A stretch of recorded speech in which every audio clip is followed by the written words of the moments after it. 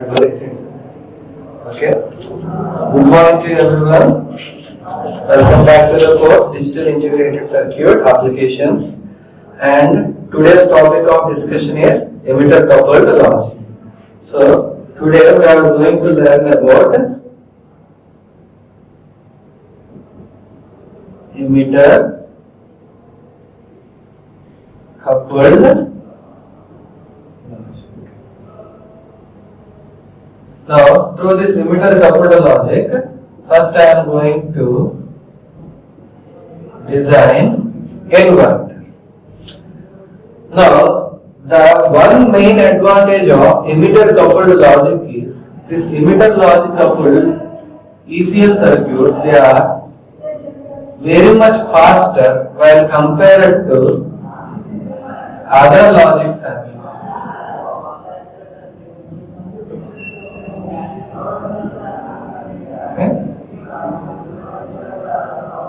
So this emitter coupled logic is faster while compared to other logic families.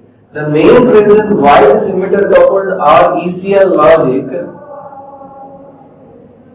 is faster because the transistors which are present in this ECL circuit, they are not allowed to go into the saturation region. They will be in the active region when the transistor is on. Similarly, the transistor is not allowed to go into the complete cutoff region when the transistor is off. So when the transistor is off, the transistor will be in partial cutoff region. Therefore, the transistor, it can make transition from between, it can become on and off fastly. It can easily come from active state to cutoff state.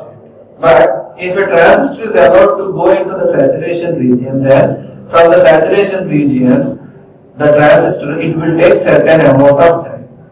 Okay, this transistor, in order to come from the saturation state to cutoff state, it will take certain amount of time, because of which the circuit speed will be delayed. But the transistor, it will come from active state to partial cutoff state very fastly. Therefore, this emitter coupled logic is faster when compared to other logic families. And the other difference between this emitter coupled logic family and the other logic families is their logic levels are different. The logic families that we have learned till now, there the logic level for logic 0 is 0 volts or 1.5 volts. Any voltage between 0 to 1.5 we have taken it as logic 0. Similarly for logic 1, any voltage level between 3.5 and 5 volts is taken as logic 1. But ideally speaking, for logic 0 it is 0 volts and for logic 1 it is 5 volts in other logic families. But in emitter coupled logic family it is quite different. For input, the logic levels are, for logic 1 input is represented by 4.4 volts. A 4.4 volts at the input of emitter coupled logic is taken as logic 1. Similarly, logic 0 is represented by 3.6 volts. Remember, a 3.6 volts input across the input of this emitter coupled logic is taken as logic 0. Similarly, at the output logic levels are, for logic 1 it will be 5 volts output, but logic 0 it will be 4.2 volts. Okay, so these are the logic levels and these are very faster while compared to other logic families because the transistors in these circuits, they are not allowed to go into the saturation region. They will be in the active region or in the partial cutoff region, because of which these circuits are much faster. Now let us design a simple inverter or buffer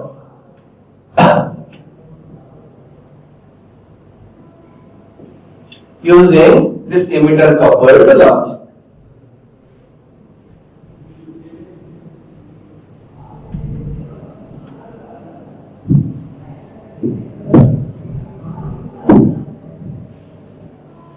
Okay, now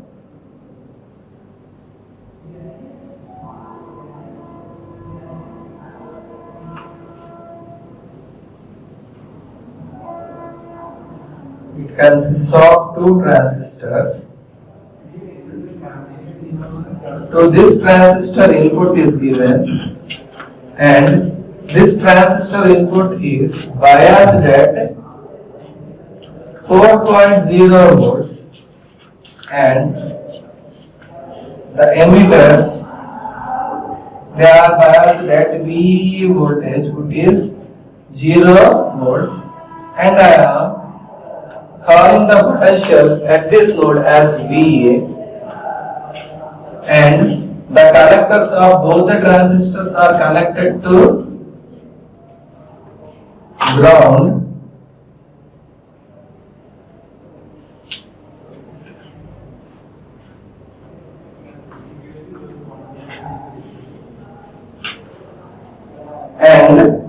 And the collectors of both the transistors are connected to VCC. This is 300 ohm and this is 300 ohm. And this part of the circuit, here you will be constructing the logic. Whatever the logic that is required for the circuit, that logic is designed in this part, whereas the remaining part of the circuit, it remains same. Okay? Now since we are implementing an inverter or buffer, one transistor is required. Now the output across this terminal, it will be inverter output, and the output across this terminal will be buffer output. Okay? And you can see these two transistors, which I am naming it as Q1 and Q2, they are connected in a differential amplifier form. Okay? And the emitters of both these transistors are coupled, they are interconnected. And it is the reason why it is called as emitter coupled logic. Now, we all know the symbol for inverter. It is this, and let the input be V in and the output is V out. The truth table is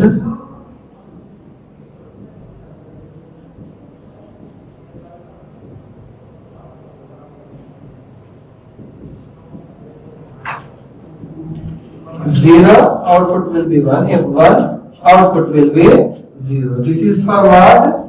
This is for inverter. Okay. Similarly, a buffer. What is the logic involved in buffer? A symbol for buffer, most of the time it is represented in this fashion. Okay. There will be no bubble across the output of this symbol, which represents it as a buffer. The truth table here is, let the input be V in and the output be V out. Then its truth table will be, for 0 you will be getting 0, for 1 you will be getting 1. So that is the output of the buffer. Now let me explain the functionality of this circuit using function table.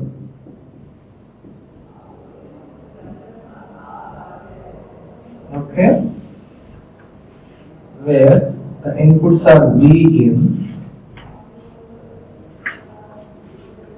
and the potential across it I am taking it as Vx,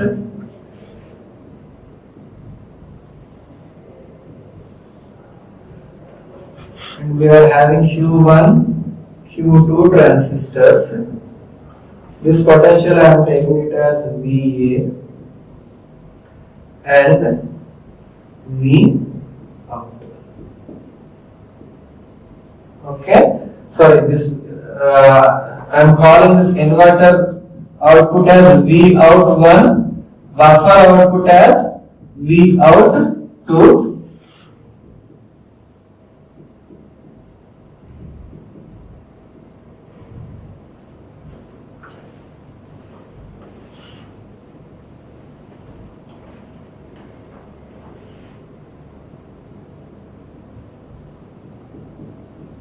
Okay, now let us see when your V in is low, what happens? When your V in is low, then the potential across Vx, it will be what? According to ECL logic, it will be 3.6 volts. Okay, now since V in is low, your Q1 will become what? Off. Okay, therefore the current, it will not flow.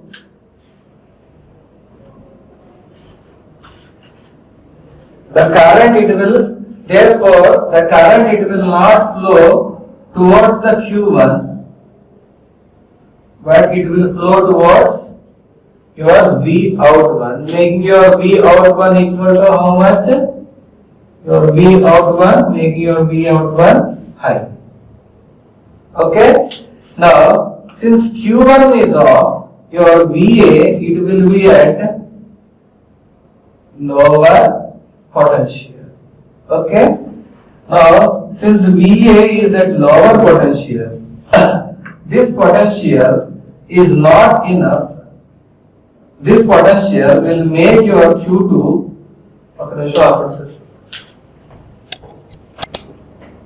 since Q1 is off, the current, it will flow like this, and your VA, it will be at lower potential, and hence this base voltage is enough for Q2 to on.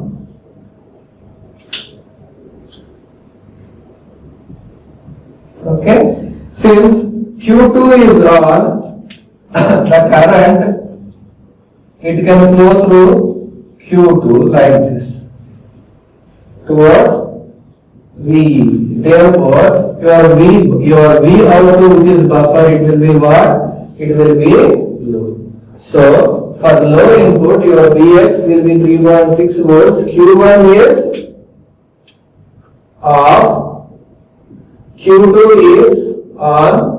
Your VA will be at lower potential, and hence this base voltage is enough for Q2 to on, and your V out 1, which is inverter, will be high, and your V out 2, which is buffer, will be low. Right?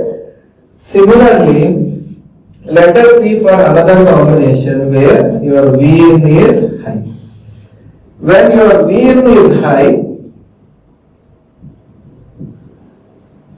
Vx potential will be what? 4.4. Since V in is high, your Q1 is on. Since Q1 is on, the current, instead of flowing towards V out, it will flow towards through Q1 through to VE, hence Q1 is on. Okay, now since your Q1 is on, the current, it can flow through the VA node, therefore your VA will be at higher potential. Since VA, that is the emitter terminal of Q2 transistor, is at higher potential, this base voltage is not enough to make Q2 on, therefore Q2 is off. Hence, no current can flow through Q2 because Q2 is off, and hence the current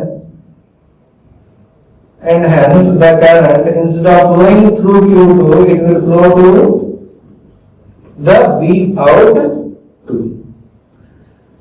Okay, now here as the current is flowing through Q1, it will not flow to V out 1. Therefore, your V out 1 is 1. And your V out 2, the current is flowing to V out 2. Therefore, your V out 2 will be high. Okay, so when your V in is high, then what is happening? Your Vx will be at 4.4 volts. Your Q1 is on, Q2 is off, and your VA will be at higher potential, and your V out 2 will be low, and your V out 1 will be low, and your V out 2 will be high. Okay, hence for low input across V out 1 you will be getting high. For high input across V out 1, which is nothing but the inverter function, will be low. Similarly for buffer, whatever the input is there, that should appear across the output. Therefore for low you will get low, for high you will get high. So this is all about inverter logic, emitter coupled inverter or buffer logic. Now let us construct NOR or OR logic using the same function. Now here we require, to this inverter, we require one more transistor like this, and I am calling this as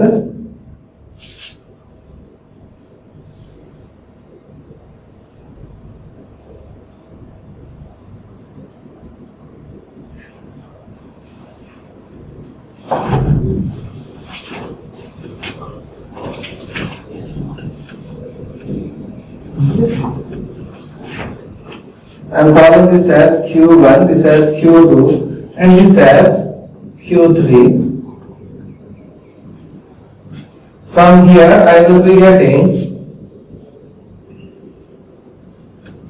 NOR, which I am calling it as V out 1. From here I will be getting OR, which I am calling it as V out 2, and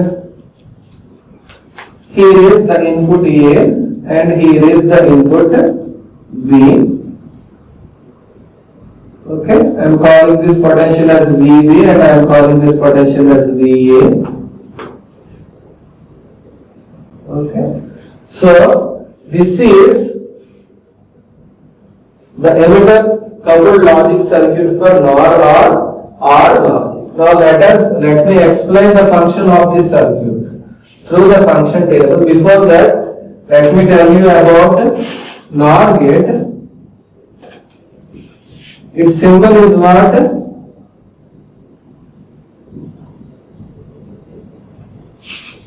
This is the symbol, like A, B will be the inputs and B will be the output. Then its truth table will be what?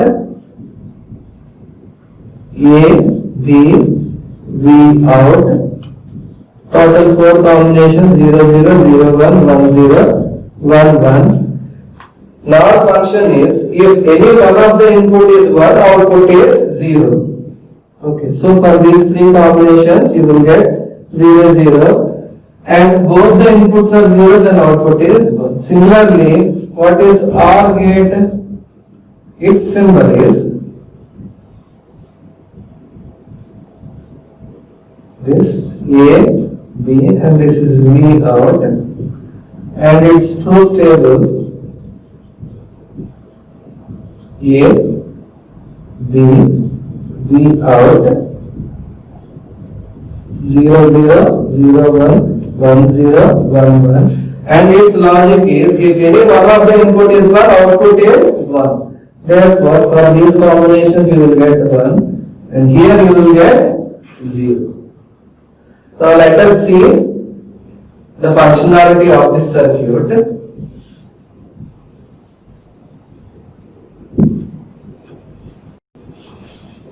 So A, B, and Q1, Q2, Q3, your V out 1, which is not your V out 2, which is or.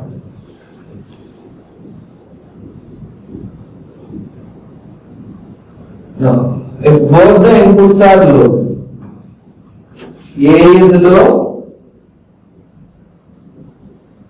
B is low, then what happens? Your Q1 is off, your Q2 is off. Therefore, no current will be flowing towards Q1 or Q2 to this potential VA. Hence, your current it will be flowing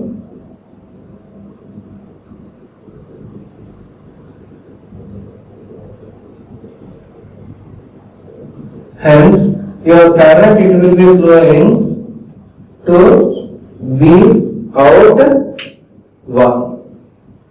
Now, since Q1 is off and Q2 is off, your VA will be at lower potential. Since your VA is at lower potential, your Q3 transistor base terminal, which is biased at 4.0 volts, is enough to make Q3 on. Since Q3 is on, the current it can flow through Q3 terminal. Okay, so here, as the current is flowing towards V out 1, here you will be getting high potential, and here the current is not flowing towards the output, but it is grounded. Therefore, you will get what? You will get lower potential. Okay, so for low, Q1 is off, Q2 is off, Q3 is on, your V out 1 is high, and your V out 2 is low. Similarly, let us take the next combination where A is low and B is high. Okay, so when A is low, your Q1 will off, but when B is high,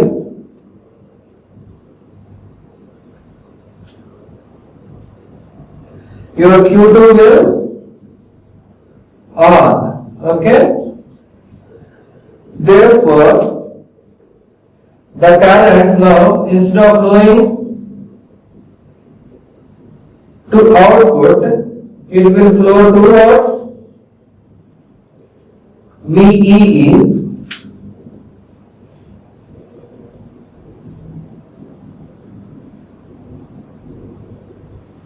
Okay, and since current is flowing, your VA will be at higher potential. Since emitter terminal of Q3 is at higher potential, this base voltage is not enough to make Q3 on. Therefore, Q3 is off. Right? Since Q3 is off, current it cannot be conducted through Q3. Instead, the current it will flow to V out 2 like that.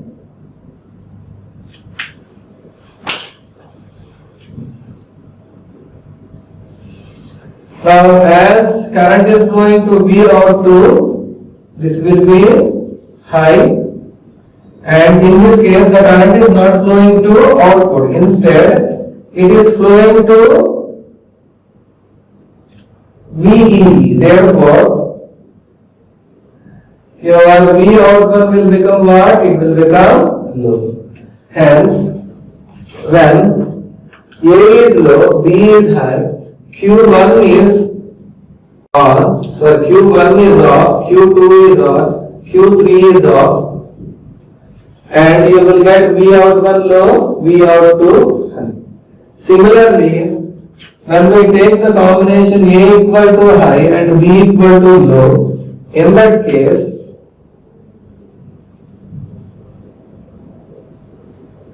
A is high and B is low. Since A is high, Q1 is on, B is low, Q2 is off. Now this current, now instead of flowing towards Q2, now it will take this direction and flows towards VEE. Okay. As current is flowing towards VA terminal, VA will be at higher potential, therefore Q3 is off. Now, since Q3 is off, your output is connected, your VCC is connected to V output. Okay. And here the current is not flowing towards V out 1, therefore your V out 1 will be low and V out 2 will be high. So in this case, your Q1 is on, Q2 is off, Q3 is off, V out 1 is low and V out 2 is high. Similarly, if both the inputs are high, then what happens? Here B input is high, then Q2 will on, which means the current now it can flow from Q2 also. Combinedly the current from Q1, Q2 it flows towards VA, making your VA at higher potential, therefore Q3 is off. Since Q3 is off, your V out 2 will be high, and since current is not flowing towards V out 1, your V out 1 will be low. So in this case, Q1 is on, Q2 is on, Q3 is off, this is low and this is high. So in this way, this emitter coupled logic for NOR or OR logic, we can get the function table. Similarly, we can construct the NAND gate also. So how can we construct a NAND gate? So I told you that